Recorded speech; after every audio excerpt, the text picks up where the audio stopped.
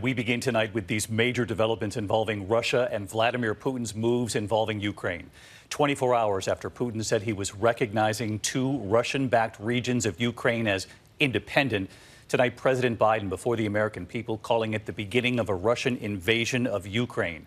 The president saying Putin is planning to essentially carve out a big chunk of Ukraine.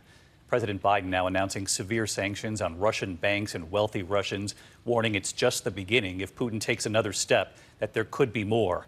America's allies tonight united, acting quickly, the EU imposing sanctions of its own. And late today, we learned Secretary of State Antony Blinken has now canceled that meeting planned with the Russian foreign minister that had been set for this Thursday. That wasn't a surprise, but one more sign tonight reflecting the seriousness of this moment. President Biden speaking to the nation late today, calling Russia's actions a flagrant violation of international law, saying who in the Lord's name does Putin think gives him the right to declare new so-called countries? A unanimous vote for sanctions from all 27 countries of the European Union. Germany delivering one of the sharpest blows, halting certification of that gas pipeline, Nord Stream 2, from Russia to Germany. President Biden saying this unity is something Putin hasn't been counting on.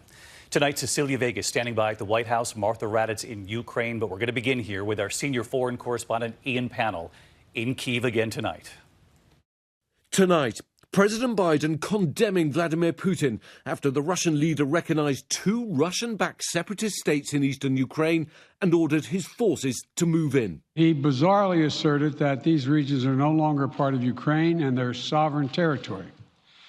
To put it simply, Russia just announced that it is carving out a big chunk of Ukraine. Biden slamming Putin for declaring them independent states. Who in the Lord's name does Putin think gives him the right to declare new so-called countries on territory that belong to his neighbors? Biden then imposing significant new sanctions against Russian banks, business elites and their families. We've cut off Russia's government from Western financing.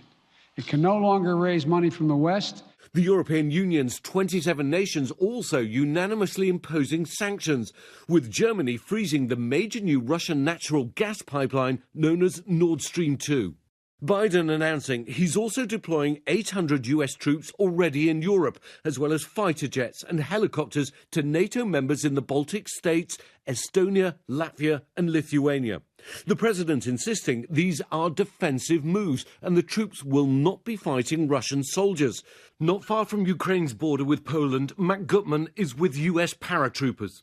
This is part of the contingent from the 82nd Airborne. They've been here for a number of days already. They're part of joint exercises with the Polish military, and we are just a handful of miles away from the Ukrainian border in that direction. Their mission described as deter and assure. Deter Russia, assure the Allies. But Putin remains defiant, hinting at his possible next move, supporting the claims of Russian-backed separatists to the entire Donbas region of eastern Ukraine. The rebels currently hold around 30% of the Donbass. The rest is held by Ukrainian forces.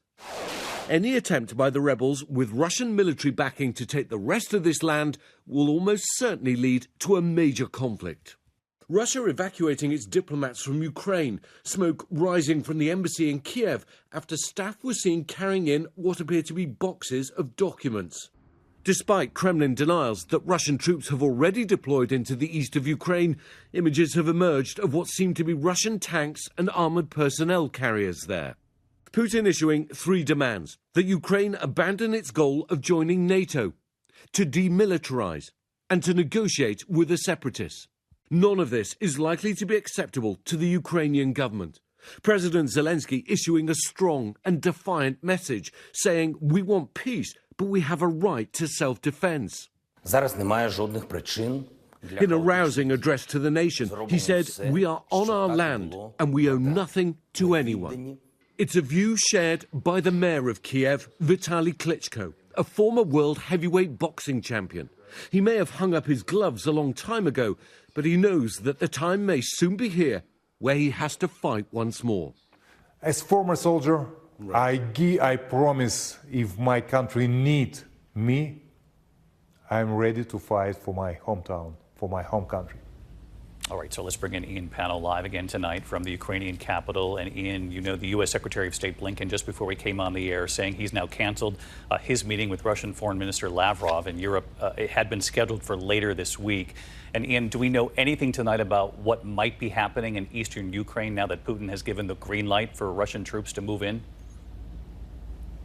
Yeah, it's a good question because attention is focused elsewhere, but there has been a massive increase in shelling in that area. The body that monitors the number of ceasefire violations registered around 300 incidents a day throughout last year. Today, that number was 2,000. And I think most worrying is that the rebels continue to accuse the Ukrainian military of launching offensive operations, not offering any evidence. But this suggests that despite all these developments, the recognition of independence, everything that Putin has said, that they're still building a pretext for a potentially much larger military invasion.